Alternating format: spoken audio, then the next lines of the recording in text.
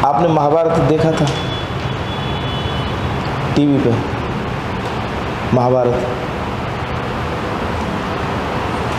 महाभारत में एक आदमी का नाम सुना होगा आप लोगों ने, विदुर। विदुर का नाम सुना? विदुर का। तो विदुर हमेशा धृतराष्ट्र कहते हैं, धृतराष्ट्र से एक बात कहते हैं कि राजन ये काम सही नहीं है, ये धर्म विरुद्ध है। किसके विरुद्ध है? धर्म के विरुद्ध है। प्रश्न उठता है कि ये धर्म क्या था? ये धर्म क्या था? यही नहीं, आप देखोगे कि युधिष्ठिर को धर्मराज कहते हैं। युधिष्ठिर को क्या कहते हैं? धर्मराज। तो ऐसे ही आपने रामायण भी देखी होगी। तो रावण के लिए भी कहा जाता है कि उसने ये सब धर्म विरुद्ध किया। भगवान कृष्ण भी कहते हैं कि मैं धर्म के साथ हूँ, अधर्म के साथ नहीं हूँ। तो कभी सोचा नहीं कि ये धर्म क्या है? ये कौन से धर्म की बात कर रहे हैं ये सारे लोग? भगवान कृष्ण किसी धर्म की बात कर रहे हैं, विदुर किसी धर्म की बात कर रहे हैं, युधिष्ठिर धर्म की बात कर रहे हैं, और रामायण के भी सारे पात्र धर्म की बात कर रहे हैं। तो ये धर्म क्या है? सोचा धर्म क्या है? कभी आया दिमाग में धर्म क्या है? नहीं, किसी के नहीं आया कि धर्म क्या है। देखिए, पहली बात तो आप अपने दिमाग से ये हटा देना कि वो बात ये कर रहे हैं, पूजा अर्चना की बात कर रहे हैं, किन्हीं देवी देवताओं की बात कर रहे हैं, किसी यज्ञ की बात कर रहे हैं, इसको वो धर्म नहीं कह रहे। इसका मतलब कोई और धर्म है जिसकी वो चर्चा कर रहे हैं। जब कुंती पांडवों को लेकर वन जाती हैं तो धृतराष्ट्र से तभी भी विदुर कह रहे होते हैं कि वो मंत्री थे कि ये तुम ये धर्म के विरुद्ध कर रहे हो, जो भी कर रहे हो। तो बार बार आपके दिमाग में आया नहीं ये किस धर्म की बात कर रहे हैं? जिस धर्म की वो बात कर रहे हैं उसका मतलब था लॉ, कानून। धर्म का मतलब क्या था? कानून, विधि। धर्म विरुद्ध का मतलब था विधि विरुद्ध, धर्म विरुद्ध का मतलब था विधि विरुद्ध, अगेंस्ट द लॉ। वो लॉ की बात कर रहे हैं। अब आपके दिमाग में प्रश्न आया होगा वो लॉ कौन सी थी? वो लॉ कौन सी थी जो जिसकी बात वो बार बार कर रहे हैं? भगवान कृष्ण भी कर रहे हैं। और वो सामान्य लॉ की बात नहीं कर रहे। सामान्य लॉ में तो सामान्य नीति आ गई। वो बात कर रहे हैं कि ये राजधर्म नहीं है। वो बात कर रहे हैं कि ये राजधर्म नहीं है। प्रश्न उठता है ये राजधर्म क्या है? राजधर्म था उस समय का तात्कालिक संविधान। संविधान बेशक उनके समय में लिखा हुआ नहीं था। आपने पढ़ा है कि लंदन, ब्रिटेन का संविधान भी लिखा हुआ नहीं है। ऐसे ही वहाँ पर भी लिखा हुआ नहीं था, लेकिन जो नीतियाँ थीं, जो परंपराएं थीं, वो धर्म था। वो मुस्लिम धर्म, हिंदू धर्म, बौद्ध धर्म, इन धर्मों की बात नहीं कर रहे। धर्म का मतलब था राज की व्यवस्थाएं। धर्म का मतलब क्या था? राज की व्यवस्थाएं। और आज की तारीख में भारत में धर्म क्या है? धर्म की बात करें तो हमारा संविधान। भारत का राजधर्म क्या है? संविधान की व्यवस्थाएं। और हम सब लोग हमेशा कहते हैं कि हम संविधान के साथ हैं। तो ये था धर्म। सैकड़ों सालों, हजारों सालों पहले भी लोगों के लिए, सोसाइटी को चलाए रखने के लिए धर्म की व्यवस्था थी। और आज भी है। बात समझ रहे? यही है धर्म। धर्म का मतलब ये कतई नहीं है कि आप किसी देवी को पूजते हो, आप किसी देवते को पूजते हो। मैं किसी देवी देवता को नहीं पूजता, कोई बिल्कुल भी नहीं पूजता। अरे ये तो जीवन की पूजा पद्धतियां हैं, इनका धर्म से कोई ताल्लुक नहीं है। कोई पूजा पद्धति कुछ लोग अलग तरह से अपनाते हैं, लोग उन्हें मुस्लिम कह देते हैं। कोई पूजा पद्धति हिंदू अलग तरह से अपनाते हैं, उन्हें हिंदू कह देते हैं। कोई पूजा पद्धति सिख अलग तरह से अपनाते हैं, वो उनके कल्चर का हिस्सा है, उनके लिविंग स्टैंडर्ड का हिस्सा है, रहन सहन का हिस्सा है, जिसे सुकून मिलता है, जिसे सुकून मिलता है। आप अपने माता पिता जैसी पूजा पद्धति का उपयोग करते हो, आपकी समझ बढ़ जाए तो हो सकता है कि माता पिता जैसी पूजा पद्धति को त्याग दो। जैसे मेरी माँ सारे विभिन्न देवी देवताओं की पूजा करती हैं, रोज करती हैं, मैं नहीं करता, मैंने उनका त्याग कर दिया। मुझे वो पत्थर ही प्रतीत हुए, मुझे उनमें कहीं भगवान नहीं दिखा। मेरी अपनी एक अलग टाइप की पूजा पद्धति है जिसे मैं रोज़ करता हूँ, मेरी अपनी अलग पूजा पद्धति है, लेकिन इससे धर्म का कोई ताल्लुक नहीं है, ध्यान रखना। तो आप आज सीख रहे हैं ना, धर्म का मतलब क्या है? धर्म का मतलब है हमारा कॉन्स्टिट्यूशन। धर्म का मतलब क्या है? कॉन्स्टिट्यूशन। और वही राजधर्म भी है, वही राजधर्म भी है, और उसी से व्यवस्था चल रही है, उसी से व्यवस्था चल रही है। कॉन्स्टिट्यूशन का और भी डिटेल पढ़ना चाहते हैं कि ये कॉन्स्टिट्यूशन जो आज आप पढ़ेंगे जिसको, ये कैसे अस्तित्व में आया, इस पर मैंने 40 घंटे का 40 एपिसोड बनाए हुए हैं और यूट्यूब पे पड़े हुए हैं, राजस्थली के चैनल पे पड़े हुए हैं, आप उसे देख सकते हैं। और संविधान कथा के नाम से हैं ये, संविधान कथा। संयोग था जब लॉकडाउन हुआ, मेरे पास कोई काम नहीं था, किसी के पास काम नहीं था, घर में बैठे थे, तो घर से उतरकर अपने इसी मोबाइल से अपने केबिन तक मैं पहुंच जाया करता। 4 से 5 बैठकर मैं ये संविधान कथा लोगों को सुनाता था। बहुत सारे विद्यार्थियों ने देखी है, आप लोग भी उसे देख सकते हैं। संविधान एक दिन में नहीं बना है। वैसे तो ये कहा जाता है, कभी आपसे क्वेश्चन पूछे ऑब्जेक्टिव, तब कहा जाएगा कि संविधान को बनने में 2 साल 11 महीने और 18 दिन, जो आप लोगों ने रट लिया है, इतने दिन लगे। लेकिन मेरी नज़र में 2 साल 11 महीने 18 दिन संसद में हुई कार्यवाहियां, जिसमें इसको अंतिम रूप से ढांचा दिया गया, वो था। लेकिन संविधान का निर्माण 1773 से शुरू हुआ, जब पहली बार रेगुलेटिंग एक्ट आया, जब पहली बार भारत में किसी कानून की शुरुआत हुई, जिसका नाम था रेगुलेटिंग एक्ट, 1773 में आया।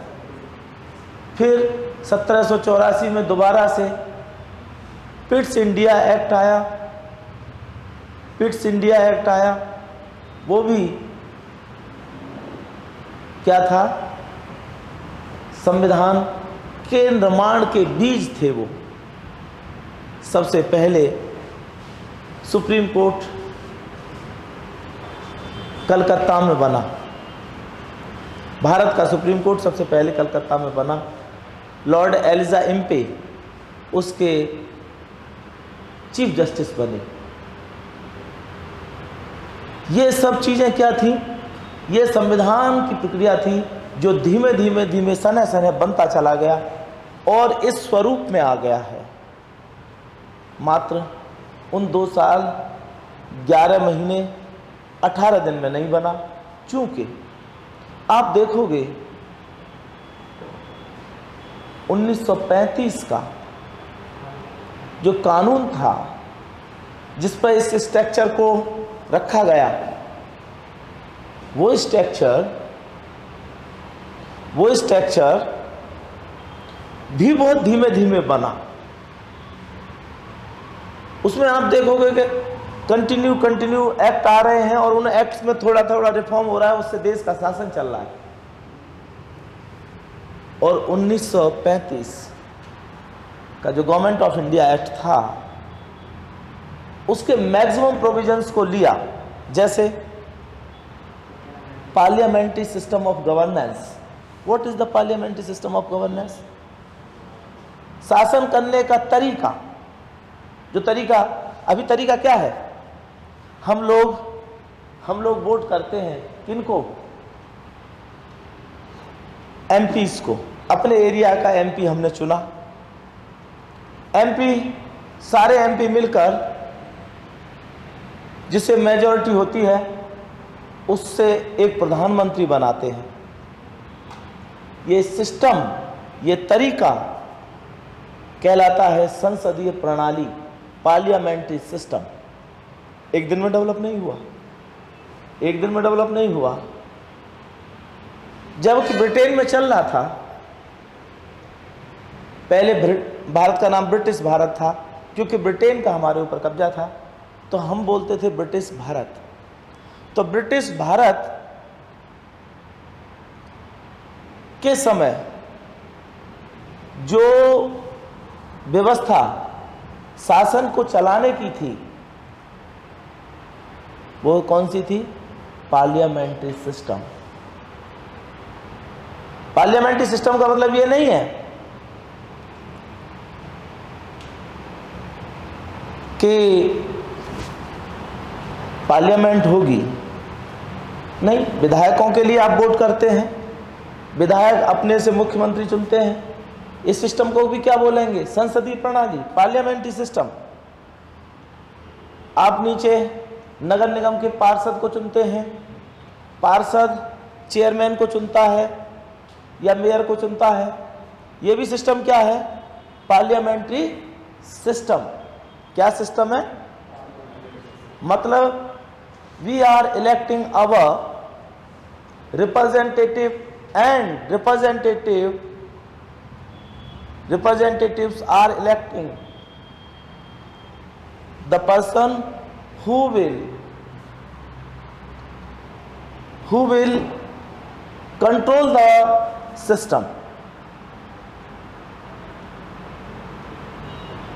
बात समझ रहे हैं? तो इस तरह का सिस्टम कहलाता है पार्लियामेंट्री सिस्टम।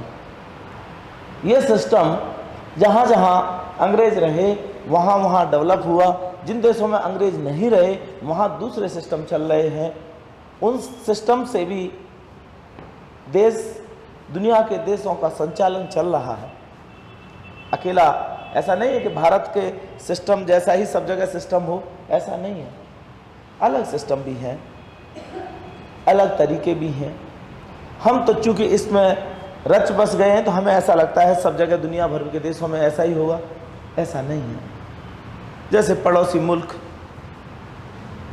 चाइना में ऐसा नहीं है, चाइना में ऐसा नहीं है। चाइना में एक दूसरी प्रणाली और है, presidential system of governance. Presidential system of governance, जिसमें प्रेसिडेंट मालिक होता है। प्लस प्रेसिडेंट सिस्टम को कंट्रोल करता है। तो ऐसे व्यवस्था डेवलप हुई, एक दिन में नहीं बनी थी, धीमे धीमे डेवलप हुई। चूँकि वो सारा का सारा यूट्यूब पे संविधान कथा के नाम से है, आपको जितना समय मिलता है आप उसे देख सकते हैं। उसमें बहुत इंटरेस्टिंग तरीके से बताया है और उसे आप देखते हैं तो आपको कई चीज़ों में निखार आएगा। एक तो आप ये समझ पाएंगे कि ये सिस्टम कैसे डेवलप हुआ, कैसे भारत का सहयोग मिला और कैसे भारत का विरोध मिला। ऐसा नहीं था भारत ने विरोध नहीं किया था, कई जगह पर विरोध किया तो सिस्टम में भारत के अनुरूप चेंजेस आए। अंग्रेजों से भी लड़ते थे कि नहीं ऐसा नहीं, ऐसे कानून बनाओ। उसमें वो चेंज भी करते थे, ऐसा नहीं करते थे कि सारा का सारा अपने हिसाब से ही करते रहे हों। बहुत बार आंदोलन हुए, फिर उन्होंने उसमें चेंज किया, और चेंज करते करते भारत का संविधान बना। भारत का संविधान बनना पहले शुरू हो गया था। आपको ध्यान आ रहा होगा कि 9 दिसंबर 1946 को पहली बैठक हुई थी संविधान सभा की। संविधान सभा मतलब वो लोग जिन्होंने आज के वर्तमान संविधान को बनाया, उस फॉर्मेट में बनाया।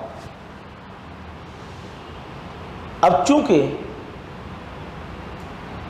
इतने सारे लोग एक साथ संविधान को नहीं बना सकते थे, फिर उसमें से एक कमेटी बनाई जो खास तौर से उसके ड्राफ्ट को एक स्वरूप दे, और हर रोज मीटिंग हो, उस मीटिंग में उसको रखा जाए कि देखो ऐसा हम बना रहे हैं, ये चैप्टर यहाँ रहेगा, इसके बाद ये रहेगा, और कहाँ कहाँ दुनिया भर के देशों में अच्छी से अच्छी चीज़ें हैं, उनको संसद के पटल पर, संसद तो नहीं कहेंगे, संविधान सभा के सामने रखना था, और संविधान सभा के लोग उस पर चर्चा करते थे। वो सही है तो उसे अनुमति देते थे, और लगता था कि सही नहीं है तो उसे रिमूव भी करते थे। और इस काम को जो लोग मिलकर कर रहे थे, उन लोगों में उस कमेटी के जो चेयरमैन थे वो डॉक्टर भीमराव अंबेडकर थे। BN राव उसके वकील थे। ऐसे करके और मेंबर्स भी थे। वो मेंबर मिलकर कि ये हमारा ड्राफ्ट है, कल हम इसको रखेंगे, लोगों से पूछेंगे उनको कैसा लग रहा है, वो चर्चा कर ले। तो ऐसे कर करके, क्योंकि हमें देखा जाए तो मैक्सिमम पार्ट तो बना बनाया मिल गया था, क्योंकि उससे जिस पार्ट से देश पहले से चल रहा था, एक साथ उसे रिमूव करके दूसरी प्रणाली नहीं ला सकते थे, लोग परेशान हो जाते, एक साथ सिस्टम ब्रेक हो जाता, बिल्कुल नई चीज़ें कैसे लाते। तो 1935 का जो एक्ट था, उसी एक्ट को आगे बढ़ाया। उसमें विधानमंडल भी थे, संसद भी थी, सुप्रीम कोर्ट था। इसी सुप्रीम कोर्ट का नाम पहले फेडरल कोर्ट हुआ करता था। पहले क्या होता था? फेडरल कोर्ट होता था। और फेडरल कोर्ट, जो फेडरल कोर्ट था, बाद में जब संविधान लागू हो गया, इसी को सुप्रीम कोर्ट कहा गया। इसी को क्या कहा गया? सुप्रीम कोर्ट कहा गया। तो इससे पूर्व की ये कहानी कि कैसे अस्तित्व में आया और क्या क्या हुआ, ये सब आप संविधान कथा में पढ़िएगा।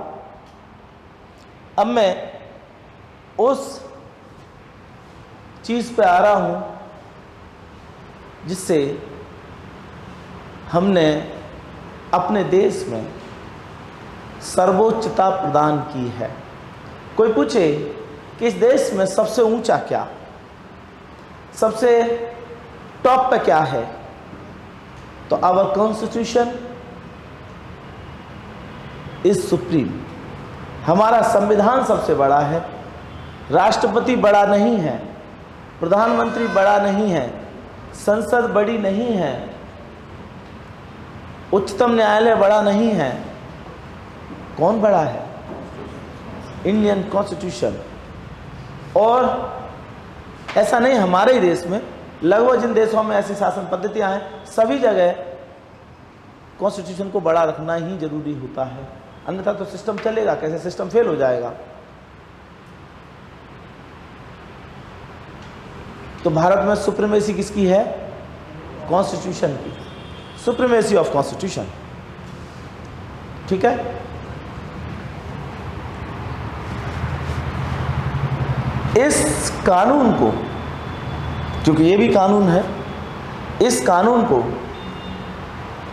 लागू करने के लिए बहुत सारे कानूनों की ज़रूरत पड़ती है। मतलब जो कानून आप और बहुत सारे एक्ट पढ़ते हैं, उनको किसने परमिशन दी या इस सिस्टम में काम करने की? कॉन्स्टिट्यूशन ने परमिशन दी। यदि ऐसी कोई भी बात है किसी भी कानून में जो कॉन्स्टिट्यूशन से विरोध करती है, तो वो उसी सीमा तक स्वतः समाप्त समझी जाएगी। और कोई व्यक्ति कहता है जी अगेंस्ट टू कॉन्स्टिट्यूशन है, तो सुप्रीम कोर्ट और हाई कोर्ट्स को ये पावर दी हुई है कि उस चीज़ को अनकॉन्स्टिट्यूशनल डिक्लेयर कर सकते हैं। तो आप सोच सकते हैं, आप समझ सकते हैं कि एक तरह से जो आप कानून पढ़ते हैं वो भी एक तरह से कॉन्स्टिट्यूशन का ही हिस्सा मानिएगा। बृहद रूप उसी का है, ये जड़ है तो वो फूल पत्तियां हैं, सिस्टम उनसे भी चलता है। बात समझ रहे ना? उनसे भी सिस्टम चलता है। तो जब ये आर्टिकल इसमें बने सारे, तब शुरू में 395 आर्टिकल्स थे। लेकिन आज भी आपसे कोई पूछे कि आज कितने आर्टिकल हैं, तभी भी आप यही बताइएगा कि 395 ही हैं। इसका लास्ट नंबर आज भी 395 ही है। लेकिन आप सोचोगे कि बहुत सारे आर्टिकल आ गए, बहुत सारे चैप्टर्स आ गए, एंसिलरी पार्ट बढ़ गया है। जैसे आपने आईपीसी पढ़ी, आईपीसी में कोई पूछता है कितने सेक्शन है, तब आप कहते हो 511। तब आप क्या कहते हो? 511। लेकिन उसमें भी बहुत सारे हैं, जैसे 376 ABCD है ना। तो ये एंसिलरी सेक्शंस हैं। ऐसे ही एंसिलरी आर्टिकल्स भी हैं। तो उन आर्टिकल्स के वो नंबर उस रूप में संख्या की दृष्टि से मायने नहीं रखते। संख्या की दृष्टि से जो मायने रखता है वो 395 ही है, लास्ट नंबर। अब जैसे एक और चीज़ समझ लीजिए, कभी आपसे कोई पूछे कि इंडियन कॉन्ट्रैक्ट एक्ट में कितने सेक्शन हैं, तब आप क्या जवाब देंगे? तभी भी आप ये जवाब देंगे कि उसमें 238 सेक्शंस हैं। जबकि आपको पता है कि 76 से लेकर 76, 77, 78 ये सेक्शन है ही नहीं वहाँ। लेकिन लास्ट नंबर कौन सा है? 238। तो आप क्या बोलेंगे? 238 सेक्शंस। लास्ट नंबर एक्ट में हमेशा उस एक्ट के संख्या को दर्शाता है, उसमें इतने सेक्शन हैं, इतने आर्टिकल हैं। समझ रहे हैं ना मेरी बात? हमेशा लास्ट नंबर को आर्टिकल कभी पूछे तो आप उसी को बताइएगा।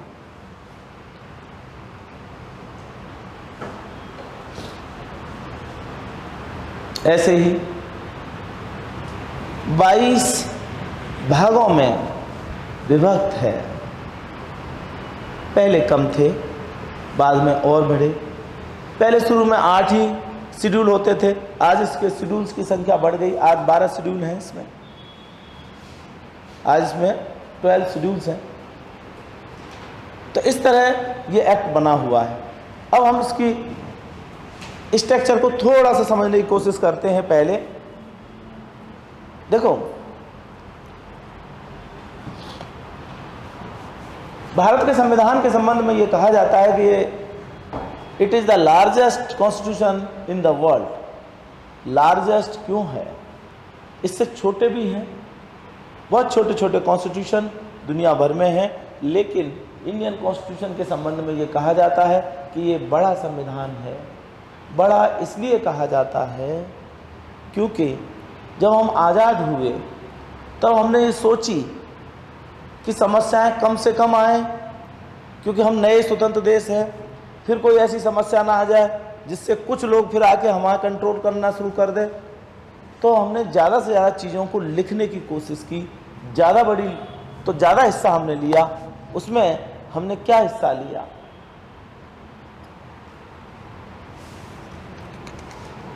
हमने ये बताने की कोशिश की, नागरिकों के संबंध में, सिटीजन्स के संबंध में बताया कि दीज आर सिटीजन्स, क्योंकि भारत का पार्टीशन हुआ था और उस पार्टीशन में कुछ लोग पाकिस्तान में चले गए थे, कुछ लोग पाकिस्तान से भारत आ गए थे और कुछ लोग भारत में ही थे, कुछ विदेशी भी भारत में आए थे। आपको पता है विदेशी तो दुनिया भर के भारत में आए, दुनिया भर के, लेकिन हम खास तौर से 4 विदेशियों की खास बात करते हैं। जो ब्रिटेन से लोग आए वो ब्रिटिश कहलाए, जिन्होंने मैक्सिमम एरिया पर राज किया। जो फ्रांस से लोग आए वो फ्रांसीसी कहलाए। पांडिचेरी वगैरह पे उनका छोटा ही शासन रह गया था, वहाँ उनका शासन रहा, वो फ्रांसीसी थे। आपको ध्यान आ रहा होगा, डुप्ले का नाम आप लोगों ने सबने सुना होगा। डुप्ले की असफलता के कारण बताइए, वैसे बचपन पढ़ते थे। डुप्ले कौन था? डुप्ले था फ्रांसीसी गवर्नर। जैसे भारत में गवर्नर अंग्रेज थे, ऐसे ही डच आए जो हॉलैंड के निवासी थे। हॉलैंड वालों ने भी भारत में शासन किया,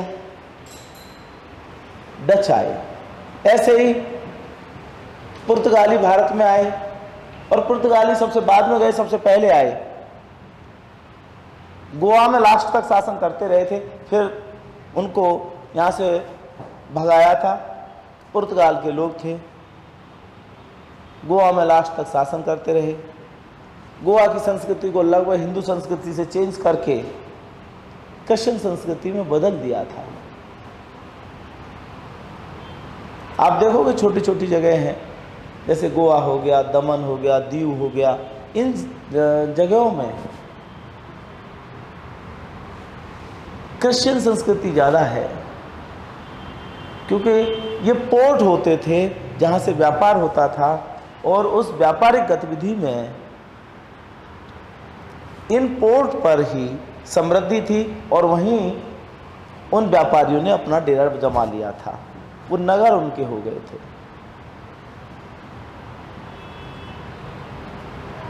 तो जो लोग भारत में आए, उन लोगों को जब भारत में आए तो कुछ लोग खुले दिमाग के भी थे, और खुले दिमाग का होने का मतलब ये है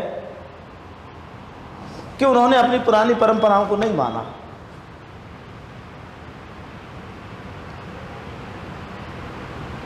पुरानी परंपराओं को मानने वाले, पुरानी परंपराओं को मानने वाले या नई परंपराओं को मानने वाले कौन अच्छे होते हैं, कौन बुरे होते हैं, इस पर मैं जाने वाला नहीं हूँ। मैं सिर्फ इतनी बता रहा हूँ, खुले दिमाग के वो लोग थे जिन्होंने पुरानी परंपराओं को नहीं माना।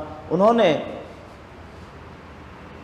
जो बहुत सारी महिलाएं बाहर से आई, उन्होंने भारतीयों से विवाह कर लिया।